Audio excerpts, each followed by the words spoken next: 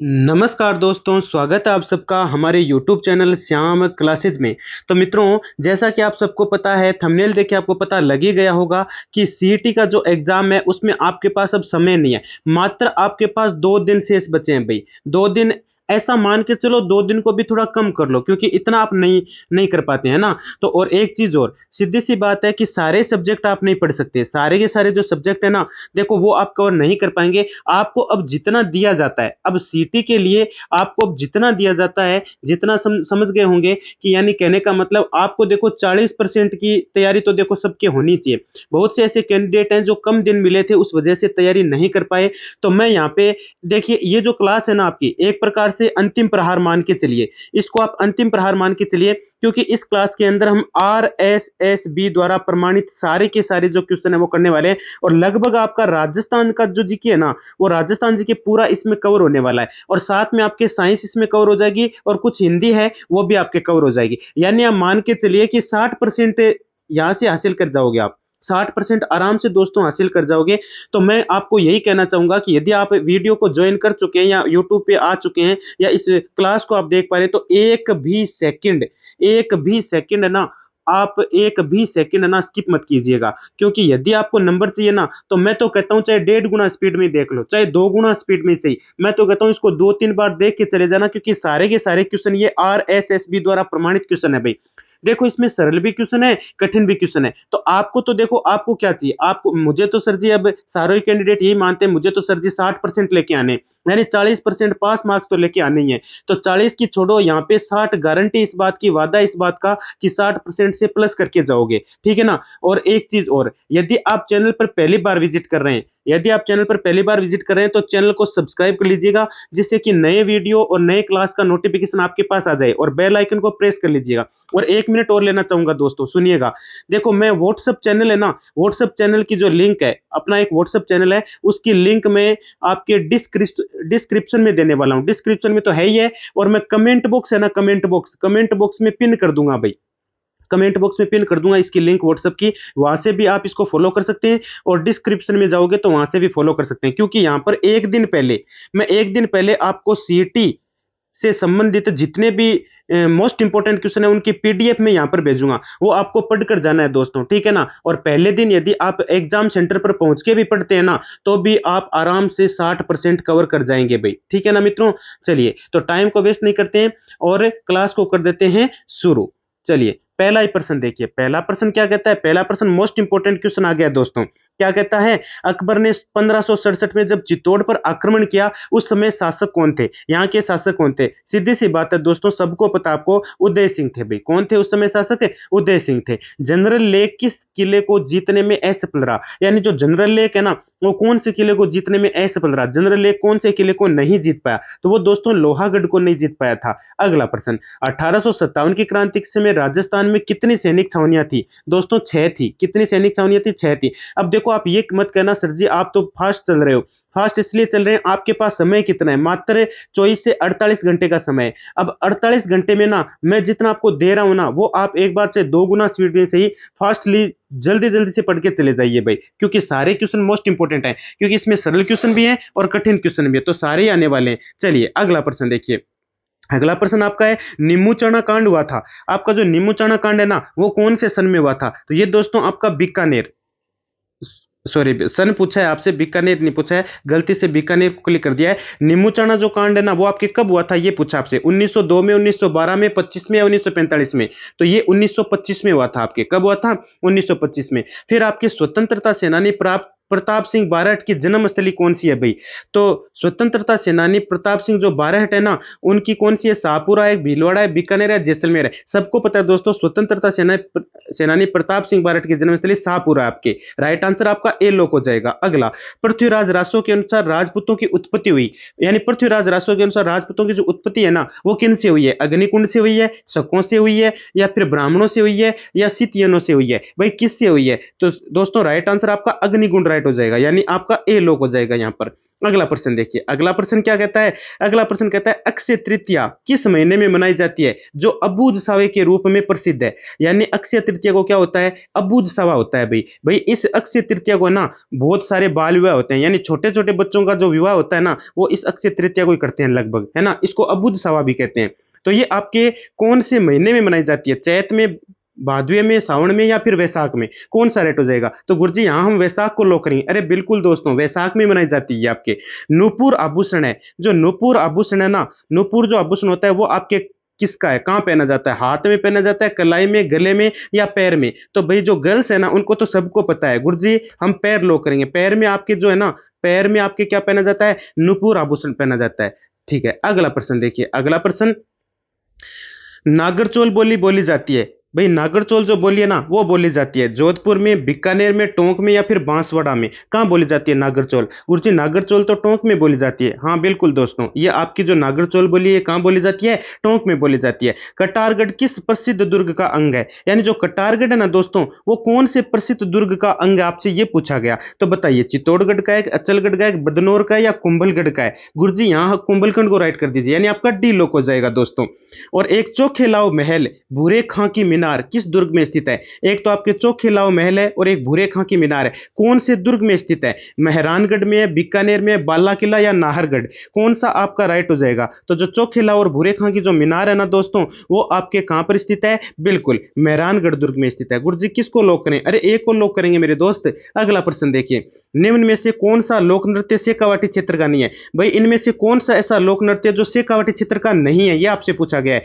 गिंदड़ नहीं है, एक चंग नहीं है, एक ढप नहीं है। दोस्तों मैं आपको बताना चाहूंगा, गिंदड़ है ना, और गिंदड़, चंग और ढप ये सारे ना शेखावाटी क्षेत्र में किए जाते हैं। चूरू, झुंझुनू, सीकर, इनमें सारे के सारे ये नृत्य किए जाते हैं भाई। ये यहाँ पे ऐसा कोई ऑप्शन है ही नहीं, है ना, जो बी शेखावाटी क्षेत्र का नहीं है। तो ये तो सारे शेखावाटी क्षेत्र के, तो राइट आंसर आपका डी लोक हो जाएगा दोस्तों। कौन सा लोक हो जाएगा? डी लोक हो गया यहाँ पर। अगला प्रश्न देखिए, अगला प्रश्न क्या कहता है? निम्न में से क्या लिखा है? निम्न में से वाद्य यंत्र रहित कौन सा नृत्य है? यानी कौन सा ऐसा नृत्य जो वाद्य यंत्र मतलब रहित है, वाद्य यंत्र रहित है? वालर है, लूर है, हाथीमणा है या फिर गैर नृत्य है? कौन सा नृत्य है भाई? तो वो आपका वालर है, जो है ना बिना वाद्य यंत्रों के किया जाता है। वालर जो नृत्य है ना, इसमें वाद्य यंत्र की कोई आवश्यकता नहीं होती है दोस्तों। चलिए अगला प्रश्न देखिए, अगला प्रश्न क्या कहता है आपका? एक मिनट दोस्तों, एक मिनट, एक मिनट, देखो इसमें मैं चेंज कर लिया हूं, एक मिनट लगेगा मेरे को, एक मिनट रुक जाओ। चलिए अगला प्रश्न देखिए, अगला प्रश्न कहता है किस वाद्य यंत्र में चमड़े की एक पट्टी पर 50-60 घुंघरू होते हैं? मतलब किस वाद्य, कौन सा ऐसा वाद्य यंत्र है जिसमें चमड़े की पट्टी पर 50-60 घुंघरू होते हैं? थाली में होते हैं, रमझोल में होते हैं, खड़ताल में होते हैं या सिरिमंडल में होते हैं? कौन सा राइट हो जाएगा? तो राइट आंसर आपका रमझोल हो जाएगा दोस्तों। अगला प्रश्न देखिए, जेम्स टोड ने किन्हें वनपुत्र की संज्ञा दी? यानी जेम्स टोड ने किसी को एक वनपुत्र कहा था, किसको कहा था? बिल्लों को कहा था, मीणाओं को कहा था, सहरिया को कहा था या फिर ग्रासिया को कहा था? किसको कहा था दोस्तों? तो बिल्लों को, है ना, जेम्स टोड ने बिल्लों को क्या कहा था? वनपुत्र की संज्ञा दी थी भाई। अगला है सवाई जय सिंह एक युग प्रवर्तक शासक थे, निम्न में से कौन सा विकल्प उनसे संबंधित नहीं है? बताइए, विकल्प आपके सामने ये चार में दिखा देता हूं। आपको पूछा गया सवाई जय सिंह एक युग प्रवर्तक शासक थे, इनमें से कौन सा विकल्प उनसे संबंधित नहीं है? इनसे संबंधित कौन सा नहीं है भाई? तो राइट आंसर कौन सा हो जाएगा? उन्होंने मुगल बादशाह अकबर की सेवा की, ये संबंधित नहीं है भाई, उन्होंने नहीं की थी। उन्होंने 5 वेधशालाएं बनवाई, ये तो सही बात है। उन्होंने नक्षत्रों की शुद्ध सारणी जिज मोहम्मद शाही तैयार करवाई, बिल्कुल करवाई थी। 1727 में जयपुर नगर की स्थापना की, अरे बिल्कुल की थी भाई सवाई जय सिंह की। ये सारे विकल्प है ना सही बैठते हैं, लेकिन उसने मुगल बादशाह अकबर की सेवा नहीं की थी कभी भी। अगला प्रश्न देखिए, अगला प्रश्न क्या कहता है? प्रश्न बड़ा ही मोस्ट इंपोर्टेंट है दोस्तों। जूनागढ़ प्रस्थिति बीकानेर के इतिहास से संबंधित है, इसके लेखक थे, बताओ। जूनागढ़ प्रस्थिति बीकानेर के इतिहास से संबंधित, इसके लेखक कौन थे? जैता थे, देपाक थे, शोभन देव थे या रणछोड़ दास थे? कौन सा आपका राइट आंसर यहां पर हो जाने वाला है भाई? तो यहां पर जूनागढ़ जो प्रस्थिति ना, उसके लेखक थे जैता। बहुत सारे कैंडिडेट गलत करके आ जाते हैं, अरे गलत नहीं करना है दोस्तों। देखो सारे आरएसएस द्वारा प्रमाणित सारे के सारे क्वेश्चन मोस्ट इंपोर्टेंट है। राइट आंसर ए लोक हो जाएगा। मुस्लिम इतिहासकारों ने किस चौहान शासक को राय पिथौरा से संबंधित किया? राय पिथौरा किसको कहा था भाई? ये आपसे पूछा गया। तो ये आपके पृथ्वीराज थर्ड को कहा था। किसको कहा था? डी लोक हो जाएगा। रणथंबोर के पतन पतन पर, देखो क्या लिखा गया, बड़ा ही मोस्ट इंपोर्टेंट क्वेश्चन आया। रण, देखो क्या कहा गया, यह रणथंभौर के पतन पर किसने कहा कुफ्र का गढ़ इस्लाम का घर हो गया। भाई रणथंभौर पतन पर यह किसने कहा था कि कुफ्र का गढ़ है ना वो इस्लाम का घर हो गया। अबुल फजल ने कहा था, अमीर खुसरो ने कहा था, अल बरूनी ने कहा था, या बंदा यूनी ने कहा था। मतलब ये किसने कहा था भाई, तो ये आपके दोस्तों अमीर खुसरो ने कहा था। आपका यहां पर बी लोक हो जाएगा दोस्तों। अगला प्रश्न देखिए, अगला प्रश्न क्या कहता है, प्रश्न बड़ा ही मोस्ट इंपोर्टेंट है ये भी। किस राजपूती शासक की मृत्यु पर मुगल सम्राट औरंगजेब ने कहा कि आज कुफ्र का दरवाजा टूट गया है, यानी आज जो कुफ्र का दरवाजा है ना वो टूट गया है, ऐसा किसने कहा था भाई, तो ऐसा आपके जसवंत सिंह आता है नाम, सी लोक हो जाएगा। गंधर्व बाईसी, देखो गंधर्व बाईसी है ना, गंधर्व बाईसी किस कछुआ शासक के दरबार में शोभा बढ़ाते थे, बताओ किसकी, मतलब कौन से शासक दरबार में शोभा बढ़ाते थे। बड़ा ही मोस्ट इंपोर्टेंट क्वेश्चन है ये, प्रताप सिंह के, हाँ दरबार में बढ़ाते थे। 1857 की क्रांति के समय सिरोही के पॉलिटिकल एजेंट कौन थे, यानी जब 1857 का विद्रोह हुआ तो सिरोही के पॉलिटिकल एजेंट कौन थे आपसे पूछा गया, तो ये थे आपके जेडी होल। कौन सा राइट हो जाएगा गुरुजी, बी लॉक कर दीजिए। अरे बिल्कुल दोस्तों बी लॉक कर दिया है। अगला प्रश्न देखिए, अगला प्रश्न क्या है, अब देखो बेंगू किसान आंदोलन का नेतृत्व किसने किया, जो बेंगू किसान आंदोलन है ना उसका नेतृत्व किसने किया था भाई, तो इसका नेतृत्व राम नारायण चौधरी ने किया था, यानी आपका यहां पर ए लोक हो जाएगा दोस्तों। अगला प्रश्न देखिए, अगला प्रश्न क्या कहता है, अगला प्रश्न देखो भाई बड़ा ही मोस्ट इंपोर्टेंट क्वेश्चन है। अब देखो सारे के सारे जो क्वेश्चन है ना वो सारे मोस्ट इंपोर्टेंट है, इसलिए आपको ना कहीं पर भी 1% गलती नहीं करनी है। चलिए इस प्रश्न को देख लेते हैं। प्रश्न क्या कहता है गुरुजी, प्रश्न कहता है राजस्थान के एकमात्र ऐसे लोक देवता जिनकी मूर्ति नए होकर काष्ठ का एक तोरण होता है, ऐसे कौन से लोक देवता अभी राजस्थान के कौन से लोक देवता हैं जिनकी मतलब क्या है मूर्ति नए होकर काष्ठ का तोरण होता है, बताओ मामा देव, भूरिया बाबा, मल्लीनाथ जी या देवनारायण जी, कौन सा राइट हो जाएगा, तो यहाँ पर लोक हो जाएगा आपका ए मामा देव लोक हो जाएगा। अगला प्रश्न देखो, जैन एवं भीलों के श्रद्धा के केंद्र केसरियानाथ जी का मेला लगता है, दुलेव में लगता है, उदयपुर में लगता है, एकलिंग जी में लगता है या बेणेश्वर में लगता है, कौन सा आपके राइट हो जाएगा, तो इनका मेला आपके दुलेव में लगता है दोस्तों, ए लोक हो जाएगा। अगला देखो भाई, अगला मोस्ट इंपोर्टेंट क्वेश्चन फिर से, चैत्र माह में अंतिम नवरात्रा के रूप में कौन सा त्योहार मनाया जाता है, यानी जो अंतिम नवरात्रा है ना उसके रूप में कौन सा त्योहार हम मनाते हैं भाई, तो उसमें मनाते हैं हम रामनवमी, कौन सा रामनवमी मनाते हैं भाई। अगला प्रश्न देखो, अगला प्रश्न क्या कहता है, क्वेश्चन कहता है आपका कि देखो मोस्ट इंपोर्टेंट क्वेश्चन ये भी है आपका, मोस्ट इंपोर्टेंट है भाई, ठीक है ना। क्वेश्चन क्या कहता है, निम्न में से असंगत बताइए, आभूषण और मानव अंग दे रखे हैं, सुरमा सिर पर दे रखा है, चूड़ियां कलाई में दे रखी है, पायजेब पैर में, अरे दोस्तों सुरमा सिर पर ही पहना जाता है ये सही है, चूड़ियां कलाई में, बिल्कुल कलाई में, पायजेब पैर में, झुमका नाक लिख रखा है, लेकिन दोस्तों झुमका नाक में थोड़ी, झुमका तो गुरुजी कान में पहनते हैं। अरे गर्ल्स सभी इसका सही जवाब दे देंगे। अब देखने में प्रश्न बड़ा ही सीधा साधा है लेकिन फिर भी गलत करके आ जाते, तो गलत आपको नहीं करना दोस्तों, डी लोक हो जाएगा। अग्नि नृत्य का उद्गम कत्रियासर बीकानेर है, यह किस संप्रदाय के अनुयायियों द्वारा किया जाता है, तो भाई ये प्रश्न तो पता नहीं कितनी बार पढ़ चुके हैं, जसनाती राइट हो जाएगा, जसनाती संप्रदाय के द्वारा क्या है अनुयायियों द्वारा किया जाता है दोस्तों। अगला प्रश्न देखिए, अगला प्रश्न क्या कहता है, प्रश्न ये भी अच्छा आया गुरुजी, निम्न में से कौन सा नृत्य कालबेलियों द्वारा भीख मांगते हुए किया जाता है, यानी ऐसा कौन सा नृत्य है जो कालबेलियों द्वारा भीख मांगते हुए किया जाता है, संकरिया नृत्य, पणिहारी नृत्य, इंडोनी नृत्य या फिर बागड़िया नृत्य, कौन सा राइट हो जाएगा गुरुजी, बागड़िया को लॉक करो, डी आपका यहां पर क्या हो जाएगा दोस्तों, लोक हो जाएगा। अगला प्रश्न देखिए, अगला प्रश्न फिर इंपॉर्टेंट आ जाता है भाई गुरुजी, क्या है, अंग्रेजी के बी अक्षर की तरह निम्न में से कौन सा घन वाद्य यंत्र होता है, यानी अंग्रेजी में जो अंग्रेजी है ना, अंग्रेजी का बी अक्षर होता है उसकी तरह आपके घन वाद्य यंत्र कौन सा होता है भाई, आपसे ये पूछा गया है। पहला ऑप्शन मंजीरा, फिर करताल, फिर थाली, फिर सांझ लिखा है, कौन सा आपके राइट आंसर यहां पर हो जाने वाला है, ठीक है ना, तो यहां पर राइट आंसर करताल हो जाएगा, यानी बी लोक हो जाएगा। राजस्थान की वह पहली सुनिर्मित नाट्यशाला रामप्रकाश थिएटर का निर्माण कहां कराया गया, ये प्रश्न मोस्ट इंपोर्टेंट क्वेश्चन है, अब और कितना बताऊं मैं आपको, ठीक है ना। हाँ और बिल्कुल हो सकता है कि कल वाले आपके यानी 27 वाले पेपर में ही छप जाए, ठीक है। तो राजस्थान की पहली सुनिर्मित नाट्यशाला रामप्रकाश थिएटर का निर्माण कहां कराया गया, तो ये आपका जयपुर में, कहां पर हो जाएगा दोस्तों, जयपुर आपका राइट हो जाएगा। तो यहां पर सी को क्या कर देते हैं गुरुजी, लॉक कर दीजिए सी को, और क्या, चलिए कर दिया लोक भाई। अगला प्रश्न देखिए, अगला प्रश्न क्या कहता है, एक मिनट दोस्तों, अगला प्रश्न देखो मोस्ट इंपोर्टेंट क्वेश्चन है सारे के सारे। अगला प्रश्न आपका कहता है नाथ संप्रदाय का सिरे मंदिर स्थित है? जो नाथ संप्रदाय का सिरे मंदिर है ना, वो कहाँ स्थित है? तो ये आपका जालोर में स्थित है दोस्तों, एक नंबर लॉक हो जाएगा। भारत का एकमात्र दाढ़ी मूंछ युक्त हनुमान जी मंदिर स्थित है, यानी ये हनुमान जी मंदिर है ना, ये कहाँ स्थित है दोस्तों? बताओ, चूरू में है, अलवर में है, धौलपुर में, या फिर करौली में? कहां पर आपका एकमात्र दाढ़ी मूंछ युक्त हनुमान जी का मंदिर है ना, वो आपका चूरू में स्थित है दोस्तों। चूरू आपका लोक हो जाएगा। कौन सा लोक हो जाएगा? चूरू लोक हो जाएगा। अगला प्रश्न देखिए, अगला प्रश्न क्या कहता है दोस्तों? अगला प्रश्न आपका ये कहता है कि जोधपुर में पानी को ठंडा रखने के लिए एक बनाया जाता है, यानी जो जोधपुर है आपके, उसमें पानी को ठंडा रखने के लिए क्या बनाया जाता है? गोरा कोठा, बादला, मोड़, या फिर थापड़ा? किसको बोलते हैं दोस्तों? तो आपके जोधपुर में पानी को ठंडा रखने के लिए एक बनाया जाता है, उसको बादला बोलते हैं। क्या बोलते हैं दोस्तों? उसको बादला बोलते हैं भाई। राइट आंसर आपका 2 नंबर लॉक हो जाएगा। चलिए अगले प्रश्न में चलिए। हाँ गुरुजी चलो, अगला प्रश्न क्या कहता है? किस भारतीय विद्वान ने राजपूतों की विदेशी उत्पत्ति, क्या लिखा है? किस भारतीय विद्वान ने राजपूतों की विदेशी उत्पत्ति के सिद्धांत को प्रतिपादित किया? G N Sharma, Dashrath Sharma, William Crooke, या डीआर भंडारकर? कौन सा आपका यहाँ पर राइट आंसर हो जाएगा? यहाँ आपका लॉक हो जाएगा डीआर भंडारकर। गुरुजी कहाँ लिखा है? अरे 4 नंबर में लिखा है दोस्तों। अगला प्रश्न देखिए, अगला प्रश्न क्या कहता है?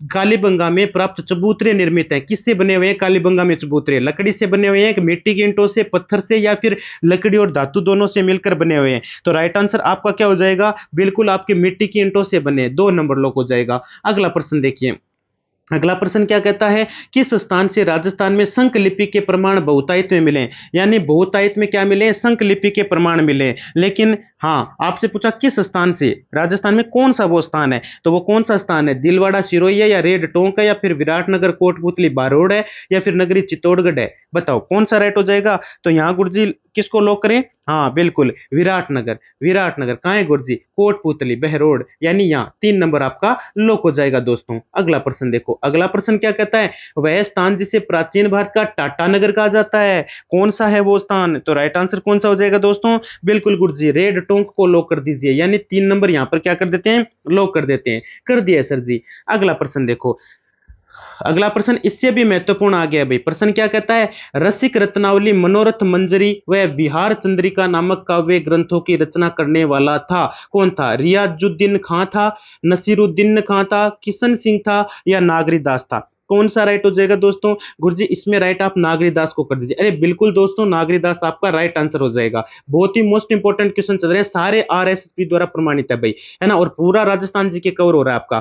ठीक है, 1818 में अंग्रेजों ने किस राज्य को खिरात से मुक्त किया? बताओ किस राज्य को खिरात से मुक्त किया था? कोटा को, भरतपुर को, बीकानेर को, या फिर जयपुर को? किसको किया था भाई? तो इन्होंने खिरात से, हाँ बिल्कुल बीकानेर को। किसको किया था? इस राज्य बीकानेर को किया था भाई। अगला प्रश्न देखिए, अगला प्रश्न क्या कहता है? प्रश्न बड़ा ही मोस्ट इंपोर्टेंट है। निम्न में से कौन सा विद्वान पृथ्वीराज थर्ड के दरबार में नहीं था? सोमदेव नहीं था, जयानक नहीं था, जनार्दन नहीं था, या चंद्रबरदाई नहीं था? कौन सा नहीं था? तो राइट आंसर आपका सोमदेव राइट हो जाएगा, यानी 1 नंबर को लॉक कर देते हैं। अगला प्रश्न देखिए, अगला प्रश्न फिर इंपॉर्टेंट है। वर्ष 1921 में किसानों का सुअर विरोधी आंदोलन किस राज्य में चला था? बताइए कौन से राज्य में चला था किसानों का ये? ठीक है ना, तो ये आपका कहां चला था दोस्तों? ये अलवर में चला था गुरुजी। अरे बिल्कुल अलवर में चला था दोस्तों। अगला प्रश्न देखो, अगला प्रश्न क्या कहता है? प्रश्न ये भी इंपॉर्टेंट है। मेवाड़ बांगड़ पास के क्षेत्रों के बिलों में सामाजिक सुधार के लिए लसोड़िया आंदोलन का सूत्रपात किसने किया? माऊजी, गोविंदगिरी, हाँ सुरमल दास, मोतीलाल तेजावत, या अनुत्तरित प्रश्न? कौन सा यहाँ पर राइट हो जाएगा? तो यहाँ पे कौन सा राइट हो जाएगा आपका? बिल्कुल माऊजी आपका राइट हो जाएगा। माऊजी क्या हो जाएगा दोस्तों? राइट हो जाएगा, यानी हम 1 नंबर को यहाँ पर लॉक कर देते हैं। अगला प्रश्न देखिए, अगला प्रश्न कहता है वागड़ के गांधी किस जिले में रहने वाले थे? वागड़ के जो गांधी है ना, वो कौन से जिले में रहने वाले थे? जयपुर में, प्रतापगढ़ में, बांसवाड़ा में, या फिर डूंगरपुर में? बताओ कहां के रहने वाले थे? तो ये गुरुजी डूंगरपुर के रहने वाले थे। कहां के रहने वाले थे ये? हाँ बिल्कुल दोस्तों, डूंगरपुर में रहने वाले थे। चलें आगे। हाँ गुरुजी चलो अगला प्रश्न देखिए। अब अगला प्रश्न थोड़े से कुछ है ना विज्ञान के प्रश्न भी हैं, है ना। हाँ एकदम नॉर्मल से कठिन सब सारे हैं भाई। वो प्रश्न है जो आरएसएसबी पूछता है। हमारे घरों में भेजी जाने वाली विद्युत की वोल्टता की आवृत्ति कितनी होती है? तो अपने घर में जो लाइट आती है ना, वो कितनी होती है भाई? आपसे ये पूछा गया कितनी होती है दोस्तों? तो वो हाँ बिल्कुल वो कितनी होती है? 220 तो वोल्ट होती है, और 50 हर्ट्ज होती है ना। हर्ट्ज में पूछे तो 50 हर्ट्ज, और वोल्टता में पूछे तो वोल्टता अपने घर में 20 होती है। प्रत्येक घर में 220 वोल्ट आता है भाई। ठीक है, अगला है घरों में विद्युत संयोजन किस क्रम में होता है? अब देखो संयोजन जो है ना आपने 10वीं क्लास में पढ़ चुके हो, श्रेणी क्रम, समांतर क्रम, उपयुक्त में से दोनों या इनमें से कोई नहीं। तो अपने घरों में जो मतलब तार लगे होते हैं या जितने भी अपने पलक लगे हैं, है ना, वो किस क्रम में जुड़े हैं, तो वो आपके समांतर क्रम में जुड़े हैं। आपका 2 नंबर लॉक हो जाएगा। अगला प्रश्न देखो, ईमेल भेजना किसके बराबर है, यानी कंप्यूटर का प्रश्न भी आया। ईमेल भेजना किसके समान है, तस्वीर बनाने के, पत्र लिखने के, फोन पर बात करने के या पैकेज भेजने के। बताओ, एक प्रकार से नेटवर्किंग का प्रश्न ये, और बड़ा ही इंपॉर्टेंट क्वेश्चन है भाई। तो राइट आंसर आपका यहां पर क्या हो जाएगा, बताओ, ईमेल भेजना किसके समान आपसे ये पूछा गया है। तो राइट आंसर आपका क्या हो जाएगा, पत्र लिखने के समान है। देखो पहले तो क्या होते थे, पत्र लिखते थे, हाँ कबूतर है ना, कबूतर लेकर जाते थे, कबूतर जा यानी पत्र लिखते थे। लेकिन अब क्या होता है, ईमेल भेजना किसके समान है, अब पत्र लिखने के समान है। पत्र लिख दो या ईमेल भेज दो, एक ही बात है। और अगला है, अगला प्रश्न क्या कहता है, अगला प्रश्न मोस्ट इंपोर्टेंट है। एलएएन लान नेटवर्क में प्रत्येक सिस्टम की पहचान होती है एमएसी एड्रेस द्वारा, नाम द्वारा, आईपी एड्रेस या निर्माता द्वारा दी गई क्रम संख्या। कौन सा राइट हो जाएगा, तो यहां पर आपका लॉक कौन सा हो जाएगा, बिल्कुल आईपी एड्रेस लॉक हो जाएगा। गुरुजी आईपी को लॉक कर दीजिए। अरे कर दिया मेरे दोस्त। अगला प्रश्न देखिए, भारत के पहले अंतरिक्ष यान, देखो बड़ा ही most important question, most important question है भाई। भारत के पहले अंतरिक्ष यान आर्यभट्ट किस वर्ष में प्रक्षेपित किया जाता है, बताओ, किया गया था, मतलब कहने का अर्थ इसका ये है ना, भारत के पहले अंतरिक्ष यान आर्यभट्ट किस वर्ष में प्रक्षेपित किया गया था, तो ये आपका कब किया गया था, ये आपका 1975। गुरुजी कहां लिखा है, इसमें लिखा है ना 3 नंबर में, 1975 में किया गया था। अगला प्रश्न देखो, अगला प्रश्न है, साबुन के पतले बुलबुलों का रंग का कारण क्या है। साबुन के जो पतले बुलबुले होते हैं वो धूप में रंगीन दिखाई देते हैं भाई, अलग अलग कलर दिखाई देते हैं, किसके कारण होता है, ऐसा व्यतिकरण के होता है, प्रकाश का व्यतिकरण एक क्रिया होती है, उसके कारण ये रंगीले दिखाई देते हैं। अपूर्णांक और प्रकीर्णन मत कर देना, नए निवर्तन विवर्तन करना है, यहाँ पे व्यतिकरण राइट हो जाएगा, 3 नंबर लॉक हो जाएगा दोस्तों। अगला देखो, और आजकल की जो गाड़ियां होती है उनके लाइटों में ना, हेडलाइट जो भी होते हैं उन्हें सब में ना लगे होते हैं पोलेराइड, और हाँ ये गुण व्यतिकरण तब उनमें भी होता है। अति मुलायम खनिज टाल्क मुख्यतः है manganese silicate, sodium silicate, sodium phosphate, magnesium silicate. कौन सा राइट हो जाएगा बताओ तो यहाँ पे राइट आंसर हो जाएगा मैग्नीशियम सिलिकेट। आपके अति मुलायम खनिज टाल्क मुख्यतः मैग्नीशियम सिलिकेट होते हैं, 4 नंबर लॉक हो जाएगा। अगला प्रश्न देखिए, अगला प्रश्न क्या कहता है, प्रश्न बड़ा ही मोस्ट इंपोर्टेंट आया है गुरुजी, है ना। हाँ, वर्ष 2023 का पद्मश्री पुरस्कार राजस्थान प्रांत में किसे प्राप्त हुआ, एक प्रकार से करंट का प्रश्न मान सकते हो इसे। वर्ष 2023 में पद्मश्री पुरस्कार राजस्थान प्रांत में किसे प्राप्त हुआ, लक्ष्मण सिंह, गजेंद्र सिंह, लक्ष्य सिंह, गोविंद सिंह या अनुत्तरित प्रश्न। कौन सा राइट हो जाएगा, तो यहाँ पे लक्ष्मण सिंह राइट हो जाएगा, यानी 1 नंबर को लॉक कर देते हैं। अगला प्रश्न देखिए, अगला प्रश्न क्या कहता है, प्रश्न बड़ा ही मोस्ट इंपोर्टेंट है अगला भी भाई। क्वेश्चन कहता है, राजस्थान में न्यूनतम दैनिक तापांतर कौन से महीनों में पाया जाता है भाई, है ना, कौन से महीनों में पाया जाता है, तो ये आपके जुलाई अगस्त में पाया जाता है, 4 नंबर, यानी आपका डी लॉक हो जाएगा दोस्तों। ठीक है। अगला प्रश्न, अगला प्रश्न, गोपाल क्रेडिट कार्ड, क्या लिखा है, गोपाल क्रेडिट कार्ड जीसीसी योजना असत्य कथन बताइए, इससे संबंधित असत्य कथन कौन सा है भाई। तो इसमें असत्य कथन सामने दिख रहा है, ज्यादा कुछ सोचने की आवश्यकता नहीं है। इस योजना में युवा साथी केंद्र स्थापित किए जाएंगे, क्या किए जाएंगे, युवा साथी केंद्र नहीं स्थापित किए जाएंगे, ये असत्य कथन हुए। बाकी सब ठीक है, ये भी ठीक है। और योजना 150 करोड़ पर वे होंगे, बिल्कुल होंगे, एक व दोनों गलत नहीं, एक व दोनों गलत नहीं, एक व दोनों तो सही है। तो यहाँ पे 3 नंबर आपका राइट हो जाएगा। अगला प्रश्न देखो, अगला प्रश्न क्या लिखा है, डेयरी उद्योग से संबंधित उपकरण, डेयरी उद्योग से संबंधित उपकरण उत्पादन खरीदने के लिए कितना ब्याज मुक्त ऋण उपलब्ध कराया जाएगा, रुपए 1 लाख, रुपए 20 लाख, रुपए 5 लाख, रुपए 10 लाख या अनुत्तरित प्रश्न। तो राइट आंसर कौन सा हो जाएगा, रुपए 1 लाख, यानी यहाँ पर ए को लॉक कर देते हैं, किसको लॉक कर देते हैं, एक को लॉक कर देते हैं। अगला प्रश्न देखिए, अगला प्रश्न ये भी अच्छा क्वेश्चन आया है सर जी, अरे बिल्कुल अच्छा क्वेश्चन है। किन जिलों में अटल इनोवेशन स्टूडियो एंड एसिलेटर्स की स्थापना करने की घोषणा की गई, तो जयपुर, बीकानेर, भरतपुर, उदयपुर या अलवर, बीकानेर, सीकर, बांसवाड़ा या जोधपुर, बीकानेर, भरतपुर, कोटा या धौलपुर, बीकानेर, जैसलमेर। कौन सा राइट हो जाएगा, तो यहाँ पे आपका जयपुर, बीकानेर, भरतपुर, उदयपुर, यानी आपका 1 नंबर ए लॉक हो जाएगा दोस्तों। आशा करता हूँ क्लास बहुत ही अच्छी लगी होगी, अच्छी लगी है तो कमेंट बॉक्स में जरूर बताएं और वीडियो को लाइक जरूर करना, क्योंकि सारे के सारे मोस्ट इंपोर्टेंट क्वेश्चन है। लगभग हमने राजस्थान जीके के मोस्ट सारे RSSB के क्वेश्चन किए हैं भाई, ठीक है ना। वो तो एक बार है ना, चाहे 2 गुना स्पीड में से ही पढ़ के जरूर जाना, ठीक है मित्रों, ठीक है, धन्यवाद भाई।